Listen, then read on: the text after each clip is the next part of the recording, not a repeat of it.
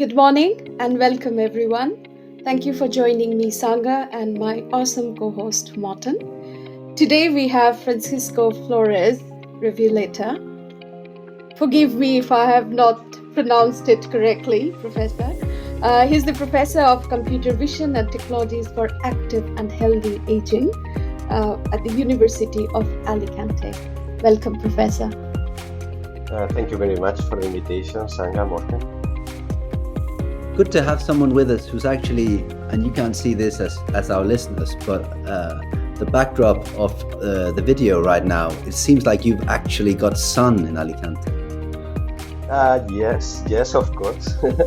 Well, Most of the days they are sunny here in Alicante, yeah.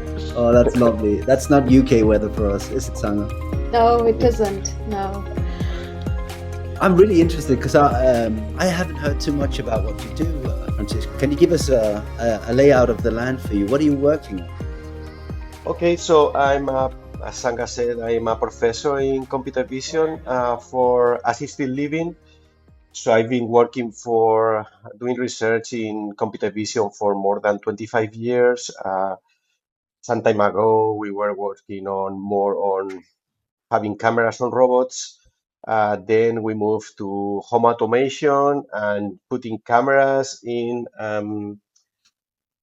homes. But obviously, there were many issues related to, many concerns about the use of cameras in private environments.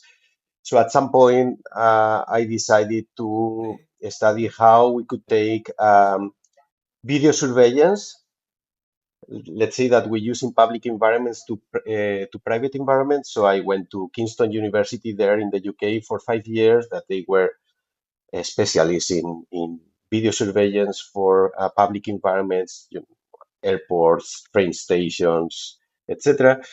And trying to take that to more private spaces, particularly personal homes, but it could be hospitals, care homes. So from there, I returned to Spain, and then I've coordinated a number of projects on how to make these video monitoring systems acceptable for people, particularly for older people.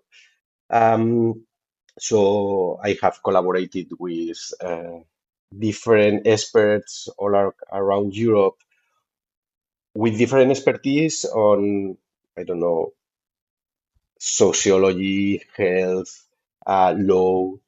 Um, so I have a technical background, so I was trying to have all those other people on board. So right now I'm coordinating two very large European projects. One of them is visual, that is a Marie Curie project. So Marie Curie projects are projects in which we train PhD students to do their PhD. So we are training 15 PhD students on different aspects of the use of cameras for active and assisted living. So we have some people that are studying all the ethical aspects, some other people that are studying the legal aspects, and some other people that are developing technical solutions based on all the knowledge that we are generating here.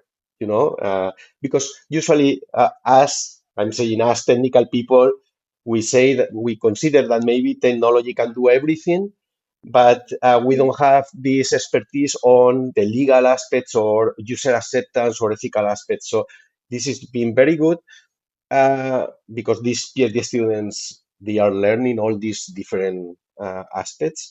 And then I'm also chairing construction called Good Brother. That is a network of experts, massive network. Right now we are approximately 200 experts from around 48 countries. Wow. So with all this other expertise, no? So legal, ethical, societal, we have philosophers, the engineers, etc. So it's very good because we can learn from each other, and that's why we call it Good Brother, because we want to move from this Big Brother surveillance feeling, continuous feeling, to a good brother that could care for us and could support our care. So that's more or less what I do. Awesome. Professor, you also had a very big event beginning of this week. Can you share some insights from in there? I would love to hear about, some of the challenges that you come across specifically from the care homes or, where we are providing the care to people. Yes, yeah. So in Good Brother, we are organizing different working groups. So we have one working group in which those studying ethics, legal, societal aspects, study um, um, how cameras, so the potential benefits and the perceived barriers for adoptions of cameras. Mm, And we have other working groups, for instance, working on how to ensure privacy in images and audio, mm, and some other group working on the development of video-based AEL solutions, AEL for active and assisted living. So this meeting was to put into contact those people working on the ethical legal issues and those developing the solution so that we could bridge this knowledge gap and be able to develop these technologies. So it was the first meeting in which we had both types of experts together, and it was very fruitful. So we could learn from each other. We present our current work in in the different disciplines, and we had also the opportunity to know um, the the impressions from different stakeholders. For instance, the Reading Council and some experts with a profile in psychology or ethics, and a company using robots, social robots. Or yeah. mhm, In the UK, it's quite common that care services, care homes, for instance, residential nursing homes, install CCTV or other types of surveillance cameras, microphones, etc. And on CQC's website, they say that the potential benefits are to protect people's safety, for example, from the risk of unsafe care or treatment, to keep premises and property safe and secure, and also to do this without restricting individuals' activities. But what are these similar to the benefits of surveillance that you're seeing or that this project you're overseeing has found? Uh, I would say that maybe in the UK there is more concern on the quality of care that people in care homes are receiving, and also about cases of abuse of vulnerable people. Um, However, the situation changes across Europe. Even inside one country, it can change a lot. So I would say that in other parts of Europe, um, cameras are seen more um, to be able to monitor our loved ones, not so much on concerns about abuse. mm, Um, and I think that this is something that it depends on the local situation. For instance, I remember I was in the UK. We applied for a European project. We had some Irish and British universities involved, and we wanted to pilot the system. And they said from the very beginning, no, no, no, no, no, no. We don't want to pilot a system with cameras. We use sensors, the usual presence sensors or pressure sensors in mats, etc. However, in Mediterranean countries, they didn't have any concern about piloting with cameras. However, I remember, so there was this program on BBC Panorama showing some cases of abuse in care homes, and then they suddenly changed their minds and they thought, okay, maybe we need to pilot also with cameras. And that was the time in which the CQC published this document, these guidelines on the use of covered cameras in care homes. And I think it was HC1, one care home provider there in the UK. They published also a big survey on the use of overt or visible cameras. So it's the application is different. However, we are not studying so much CCTV like surveillance. Um, we are more studying how can we use cameras for monitoring. So, for instance, to remote monitoring of vital signs, to recognize emotions, to monitor food intake, for activity and behavior recognition. So all these kind of different applications that can support all the people in their daily lives, probably in their own homes, okay, not so much on care homes, okay? Mhm. And how much of that technology aspect now is integrated with the whole AI technology? And because you know, monitoring, then using that data to then eventually come up with predictions that someone is, whether consuming their food correctly or didn't, or had a choke or didn't. How are you then taking it forward in that direction? Yeah, it's completely connected. So, computer vision, machine learning is a joint field. So we are working with artificial intelligence every day to try to recognize behavior, to detect falls. For instance, detecting fall will be something reactive. So we are trying to be proactive. So how can we prevent falls? Maybe analyzing the gait of all the people.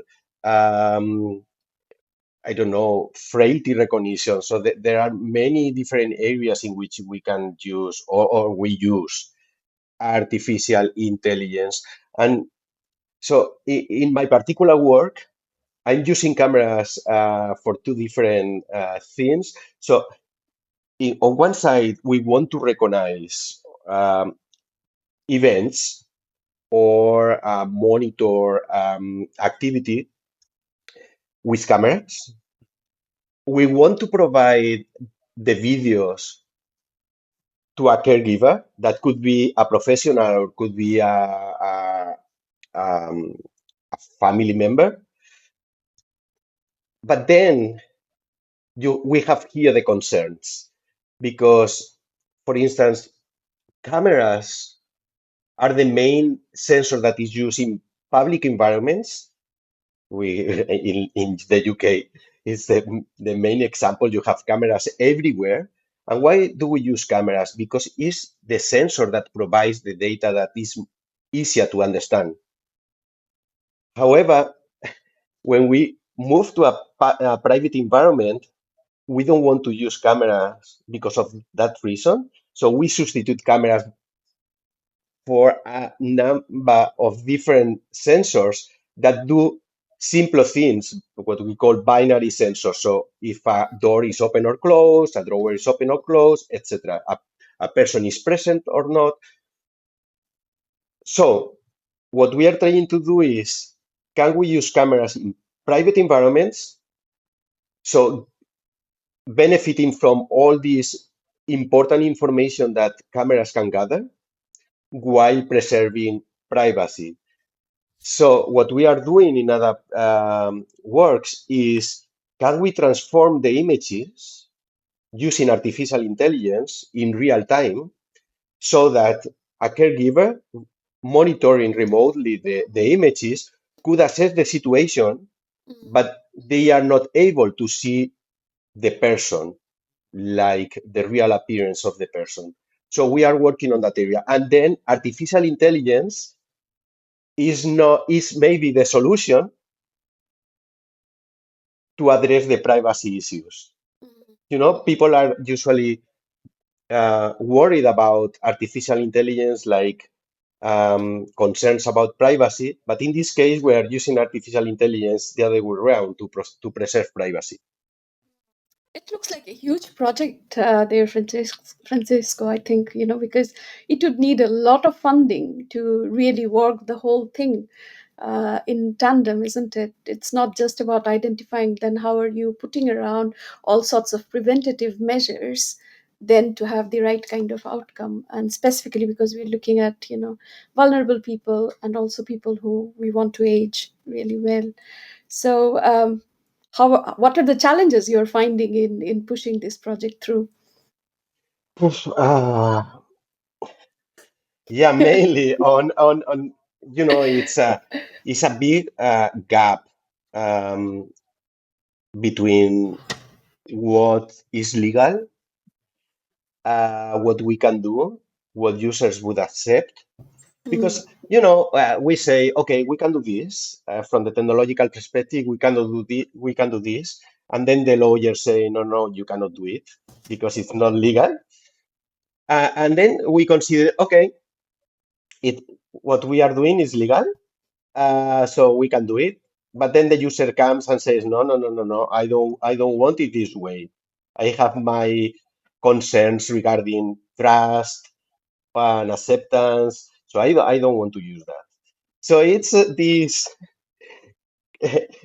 making something that could be trustworthy, acceptable, based on cameras. So it will take a lot of time. I've been working probably with this idea 10, 15 years from now.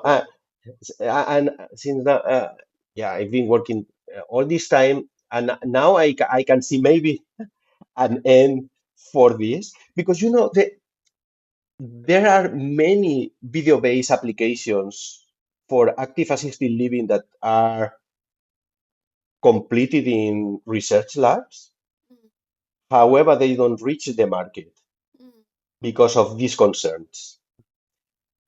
And not only people, so all the people, but the relatives, professionals, also the public institutions would benefit of the use of these cameras if we could make them acceptable and we could protect privacy. Even long-term care needs a change because it's going to be unfeasible to deliver all this care in, I don't know, 10, 20 years time, with an aging population, the higher cost in providing care. So we need to find these solutions to be able to remotely monitor people and provide these services. There's another thing that just come to my mind is that 10 years back I took part in a pan-European project, like I think quite similar to what you're describing now. And what my experience was back then was that some of the technology that we were working on, which was predominantly some Internet of Things and how to what you've already described as home automation as well, and putting some intelligence into the workflows and life flows of people. So if someone got out of bed, then if they were going towards their toilet, then a light would turn on there. But right now I'm seeing in your particular field really, really strong companies come out with solutions that somewhat sound similar to what you're doing. I'm thinking of Sensio, who are based in Norway but are now expanding into the UK as well. Or it could be from the UK and out, someone like Lily. And are you finding it difficult because right now you're a research entity? Are you finding it difficult then to keep up with the commercialization? Also because sensors, cameras, etc. over the last 10, 15 years have gotten so much cheaper that actual companies could find it beneficial to start up within this particular field while you're actually doing research and making sure everything is founded and secure and based on proper legislation. Are you finding that difficult between research and commercialization then? Ye- Yes, and I come back again to user acceptance. I don't Mm. think you can reach the market if you don't think that you are going to have enough consumers. And for instance, here we are starting the process of creating a startup, and we thought, okay, let's go B2C, so that to sell this product to the individuals, and then we had to move to a B2B. Okay, that's too risky. We need to go maybe to sell to care homes,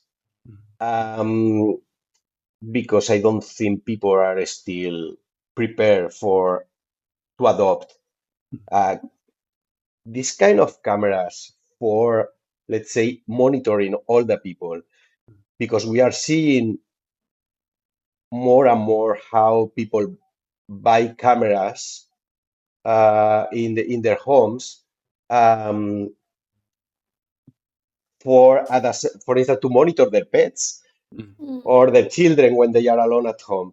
However, yeah, not for this, not for to provide, I don't know, rehabilitation, or for social robots, or for to recognize emotions or support people with dementia. We are not seeing that right now. We are seeing simpler things as the companies that you mentioned and some other, but not with more services on top of it.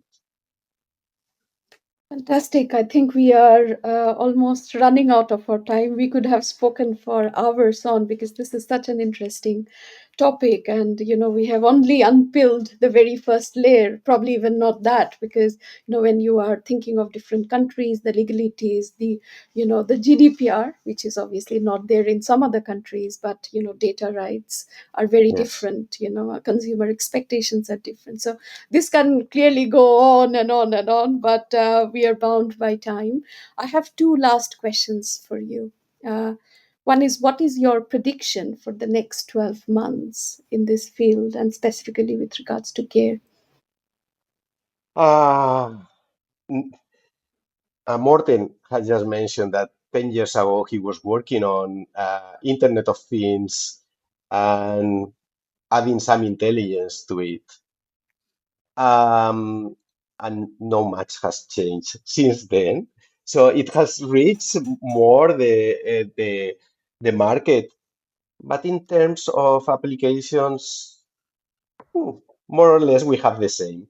So in terms of the use of cameras, I don't see just in 1 year that we will see many video-based solutions for all the people in the market. Maybe we could see more cameras or solutions just to be able to to watch our care ones, maybe with some kind of privacy preservation. But I don't see, or maybe some fall detection solution, but not so many applications. Maybe in the next 3-5 years, I think we can see more solutions for, as I mentioned, rehabilitation or food intake monitoring or life logging. Not only using cameras located in the environment, but maybe also wearable cameras, obviously combined with the Internet of Things or other bunch of sensors in the environment, so complementing each other. Uh, I would see it more on that period, but things are changing quite fast now, and yeah, could be somehow a revolution in a new machine learning model appears in the next year and things change. Like now we have with ChatGPT, or ChatGPT. everyone talking about that in that particular field of language. Maybe something changes in the field of vision. Awesome. And what one question you want to ask our next guest? If they would install a camera in their homes, for instance, in the bathroom in which falls are more usual, if they would use it. Thank you, Francisco. It's been lovely talking to you today. I'm sure we'll stay in touch, because this is absolutely a field that's more than emerging in the UK healthcare sector right now. So thank you for today. Thank you very much to you. Bye. Thank you very much. Greatly enjoyed our session today. Bye. Thank you for listening. Don't forget to subscribe, review, and share your favorite Tech Care podcast with your friends and colleagues. Until we meet next week, take care.